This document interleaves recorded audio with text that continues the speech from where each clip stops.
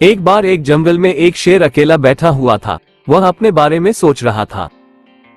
मेरे पास तो तेज धारदार मजबूत पंजे और दांत है। साथ ही मैं एक बहुत ही ताकतवर जानवर भी हूँ, लेकिन फिर भी जंगल के सारे जानवर हमेशा मोर की ही तारीफ क्यों करते रहते हैं।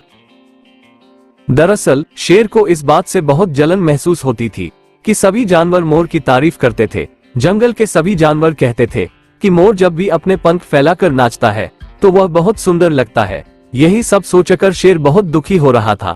वह सोच रहा था कि इतना ताकतवर होने और जंगल का राजा होने पर भी कोई उसकी तारीफ नहीं करता है। ऐसे में उसके इस जीवन का क्या मतलब है।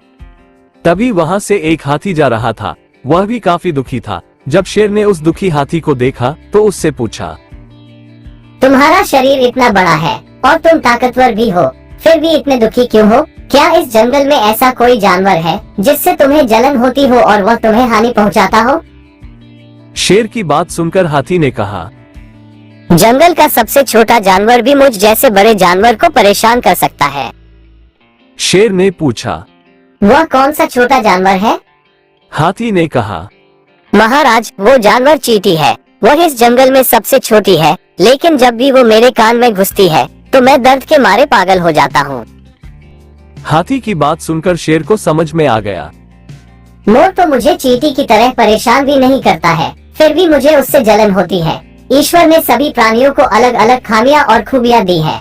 इसी वजह से सारे प्राणी एक जैसे ही ताकतवर या कमजोर नहीं हो सकते हैं। इस तरह शेर को ये समझ में आ गया कि उस जैसे ताकतवर जानवर में भी खूबियों के साथ कमियां हो सकती है। इससे शेर के मन में उसका खोया हुआ आत्मविश्वास फिर से बढ़ गया और उसने मोर से जलन करना बंद कर दिया। कहानी से सीख, हमें कभी भी किसी की खूबी देखकर उससे नहीं जलना चाहिए, क्योंकि हम सभी में अलग अलग खूबियां और खामियां होती है।